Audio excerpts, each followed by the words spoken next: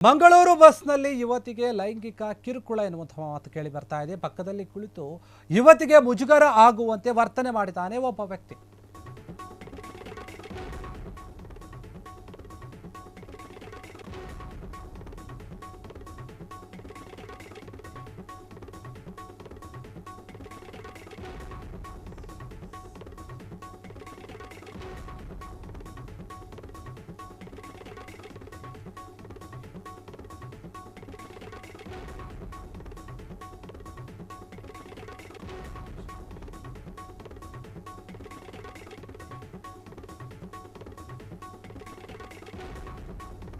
ಮಂಗಳೂರು ಬಸ್ನಲ್ಲಿ ಯುವತಿಗೆ ಲೈಂಗಿಕ ಕಿರುಕುಳದ ಆರೋಪ ಕೇಳಿ ಬರ್ತಾ ಇದೆ. ಪಕ್ಕದಲ್ಲಿ ಕುಳಿತು ಯುವತಿಗೆ ಮುಜುಗರ ಆಗುವಂತೆ ವರ್ತನೆ ಮಾಡಿದ್ದ ವ್ಯಕ್ತಿ. ಪುತ್ತೂರಿಗೆ ಹೋಗ್ತಿದ್ದ ಕೆಎಸ್ಆರ್ಟಿಸಿ ಬಸ್ನಲ್ಲಿ ಯುವತಿಗೆ ಲೈಂಗಿಕ ಕಿರುಕುಳ. 3 ವರ್ಷದ ಬಳಿಕ ಆರೋಪಿಗೆ 10,000 ದಂಡ, ಶಿಕ್ಷೆ ಕೂಡ. ದಂಡ ನೀಡಲು ತಪ್ಪಿದ್ದಲ್ಲಿ 4 ತಿಂಗಳು ಜೈಲು ಶಿಕ್ಷೆ.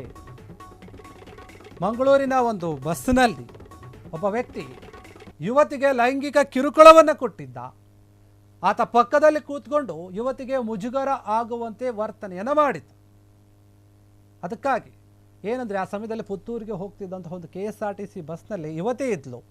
ಆ ಯುವತಿಗೆ ಈತ ಲೈಂಗಿಕ ಕಿರುಕುಳ ಕೊಡುವಂತಹ ರೀತಿಯಲ್ಲಿ ವರ್ತನೆ ಮಾಡಿದ್ದ.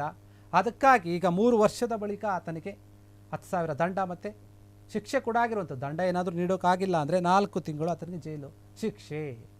ಆರೋಪ ಸಾಬೀತರ ವಿರುದ್ಧ ಒಂದು ವೇಳೆ ಈ ಒಂದು ವಿಚಾರ ಏನಿದೆ, ಆರೋಪಿ ಸತ್ತಾರ್ ಏನಿದ್ದಾರೆ, ಇದರಲ್ಲಿ ಸತ್ತಾರ್ ಎನ್ನುವಂತಹ ವ್ಯಕ್ತಿ ಆರೋಪಿಯಾಗಿರುವಂಥದ್ದು.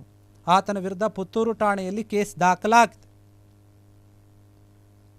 ಸತ್ತಾರ್ ಎನ್ನುವಂತಹ ವ್ಯಕ್ತಿ ಮಂಗಳೂರಿನ ಒಂದು ಬಸ್ನಲ್ಲಿ ಯುವತಿಗೆ ಕಿರುಕುಳ ಕೊಟ್ಟಿದ್ದಂತೆ, ಲೈಂಗಿಕ ಕಿರುಕುಳ.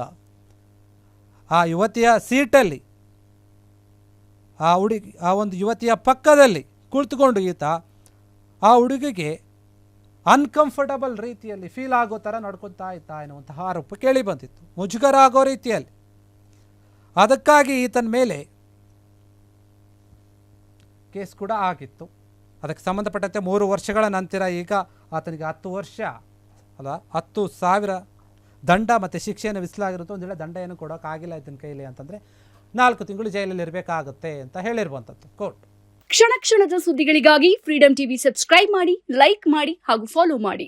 ಹೊಸ ಸುದ್ದಿಗಳ ನೋಟಿಫಿಕೇಶನ್ಗಾಗಿ ಬೆಲ್ ಐಕಾನ್ ಮೇಲೆ ಕ್ಲಿಕ್ ಮಾಡಿ.